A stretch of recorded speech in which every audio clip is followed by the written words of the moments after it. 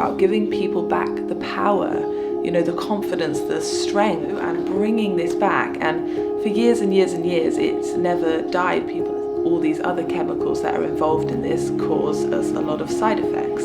So we end up getting a little bit better while getting sicker. And there was a lot of deaths. There was a lot of saving people, but with severe abnormalities, and people aren't being healed by the doctors. The doctors don't have nutrition training. I trained as a healing diets coach, and I also did a biology degree.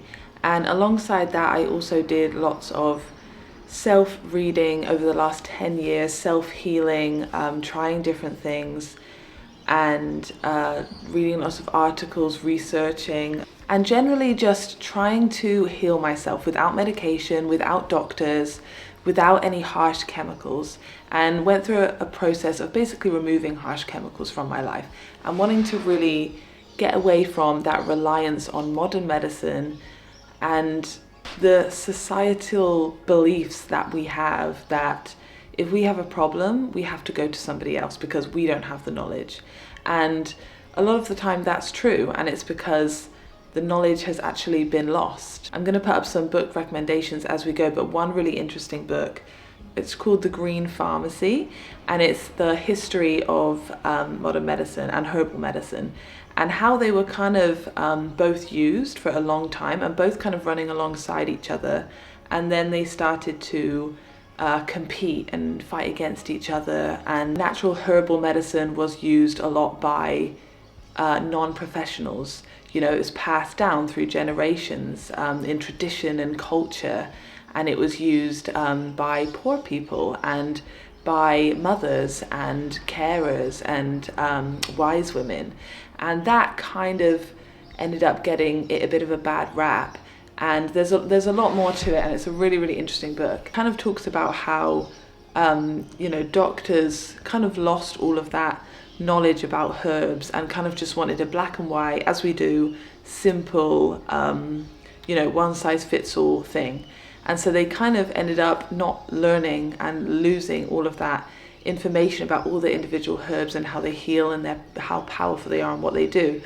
And just go into like a one size fits all. And for a long time, they were using a lot of mercury on people. And that damages your body a lot at the same time as it may damage and kill the bacteria or virus or whatever ailment you have. So there was a lot of just saving people.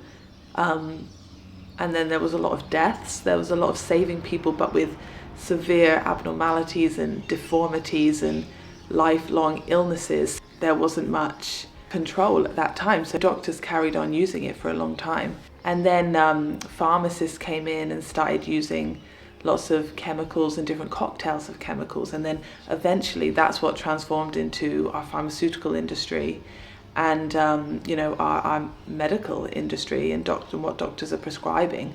And they may not use mercury on its own, but mercury and other heavy metals are still used in vaccines and other treatments. What happens with pharmaceutical medication is I think 89% actually derived from plants. So they're still taking the plants, but they're taking out the one compound they like. And then once you take a compound away from its natural chemistry, where it's balanced and held in that chemistry, then you have to add lots of different chemicals to keep it active and preserve it and stop it from, deteriorating. Number one, if you make your own concoction, you can patent it. So that's how the pharmaceutical companies make a lot of money. There's a lot of benefit in doing that, rather than just using the whole plant, because you can't patent a plant. So even though the plant may work, they don't want that because it needs to be patented, and then they can sell it just themselves and make a whole heap of money. So that's one reason for doing it.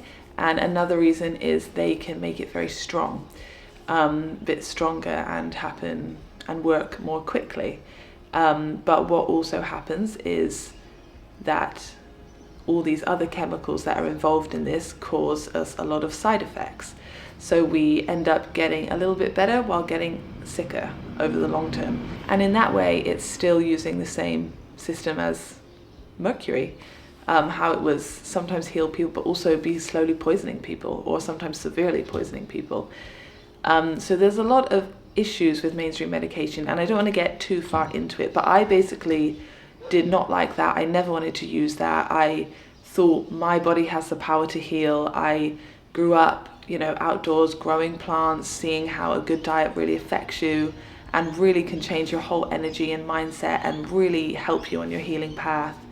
And then later in my life, in my mid to late 20s, I started getting into herbs and learning about, all this knowledge that we've completely lost and we're not teaching anywhere unless you go to a specific course, which I eventually did. And I went to the K School of Natural Medicine and studied healing diets and herbal medicine. And this series that I'm doing at the moment, 60 Days to Natural Healing, is really just going to be about sharing this knowledge so that everybody can use this, and bringing this back. And for years and years and years, it's never died. People are still, talking about it and using herbs and helping people and, aiding people in their self-healing and giving people herbs which allows the body to heal itself. And it's slowly getting bigger and bigger and bigger, but it isn't as mainstream, especially in some countries, and as conventional medicine is. And now, unfortunately, we've got a lot of monopolies that are actively trying to stop that from happening and stop herbs from becoming that big and knowledgeable again, because that means that there would be less need for pharmaceutical medicine. So it's a bit of a tricky one, and there's still a lot of myths around it, and there's still a lot of skepticism and fear, misinformation, and just not enough knowledge for people to feel confident to say, actually, no, I'm going to use this and I'm going to be able to use something or change my lifestyle and allow my body to heal itself. And this is really what this series is about, giving people back the power, the confidence, the strength, and the understanding, the knowledge and the wisdom to really be able to listen to your body. And instead of having to rely on someone else and having to always go to the doctors and give and take whatever they give you, even if you don't really want to, or you've read the side effects pamphlet, the whole list of side effects, and you don't really want to take it, or you don't want to give it to your kids, but you feel like you have to, there's no other choice. And that's what this is about, that there is another choice.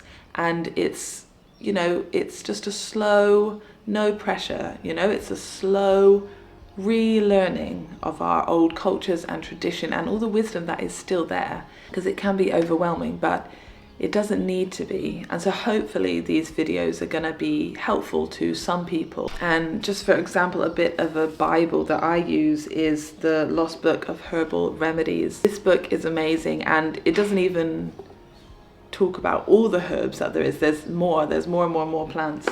But there's so many, and it just talks about all the different healing effects of lots and lots and lots of different plants. So this, if you are interested in herbal medicine and giving your body what it needs to heal itself, then this book is really, really good. It has the individual herbs, and then it also has the ailments and which herbs you should use. And then on the pages it has identification, edible use, medicinal use, and all the different things that it helps with. It also has warnings. It also has how to make tinctures, teas, poultices, and what you should do with it, how long you should use it. This book is really, really amazing. And that's just what's happening more and more, is that people aren't being healed by the doctors. The doctors don't have nutrition training, and they don't always know what to suggest apart from pharmaceutical medicine. And sometimes that doesn't work. I think doctors are amazing. They're very wise and knowledgeable.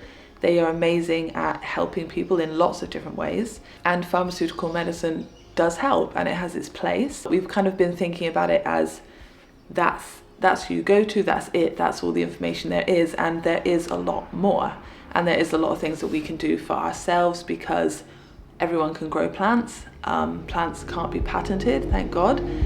You can buy seeds for now still, thank God. and you can order herbs and help your body to heal itself.